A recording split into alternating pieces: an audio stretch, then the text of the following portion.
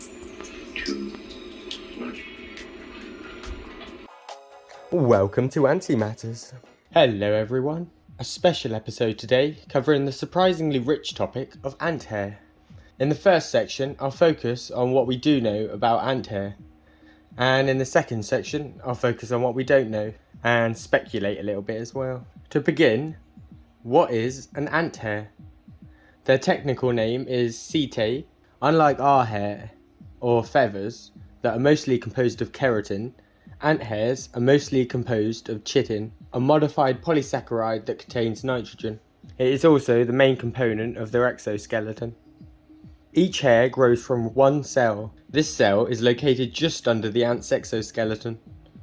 As the hair grows, it has to pass through a secondary cell, a taumogen. This cell is attached to the chitin of the exoskeleton and covers the pore the hair will extrude out of. It gives the hair a strong foundation. It also allows the hair to act as a lever, amplifying vibrations. That would all be useless if it didn't have sensory input cells to feel it. Luckily they do. They fit in something like this. These are known as mechanosensitive hairs. Not all hairs are wired this way though. Some hairs have pheromone glands at the base to increase the surface area the pheromones can distribute off. Some lack any nerve cells and the hairs are purely functional, with uses ranging from a hydrophobic layer of trapped air to keep them dry to a sunscreen. More on that at the end. Other hair configurations exist, like chemical sensitive hairs for smelling and tasting, and tiny hairs for gripping smooth surfaces. Every single ant has some form of hairs, even if they're mainly hidden in the feet or the antenna. Most larvae also have hair, but the eggs and pupae seem bold.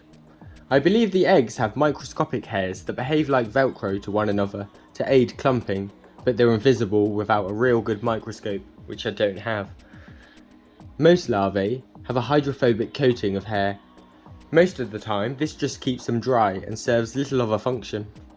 Some species, like Solenopsis invicta and geminata, utilize the hydrophobic properties of the larvae to aid in their raft building. The larvae make up the majority of the raft's core, creating a buoyant pillar-like structure for the workers to clump around. As far as I can tell, the pupae are bold, and the spring of knowledge has run dry. To my camera, they are hairless, but I suspect there may be hairs that are super tiny. Their second or adult hairs seem to arrive just as they enclose.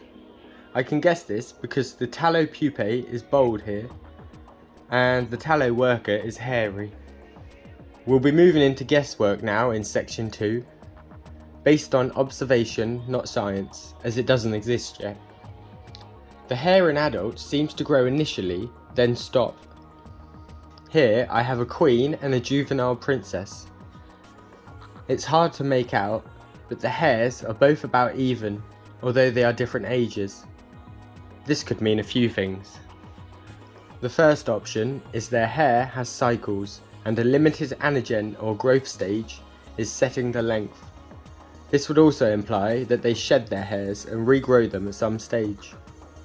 The second option, physical wear and grooming, maintains the length of a continuously growing hair. This seems less likely. Finally, and this seems most likely but also questionable, they get one set of hairs. Once damaged, that's it. What makes me question this is some queens are 20 years old. The hairs would never last that long, or are they all bald? I'm currently unable to determine what's going on, but I am watching and plotting experiments to figure it out. Poor ants. So I believed I've skimmed over most of the details about ant hair. For some cool haired ants that actually have triangular cross sections of their hairs, and their silver hairs as well, check out Saharan silver ants. They're also the hairiest ant, and it basically acts as a light reflecting radiator to the ants. Fedole pallidula are also to blame for some alopecia and eat people's hair. Look it up if you don't believe me. And apparently, ant larvae oil slows hair growth too. I'm not convinced entirely on it though. I think it might just be mumbo jumbo. Anyway, that's all for today. If anyone knows any more about ant hair, please contact me.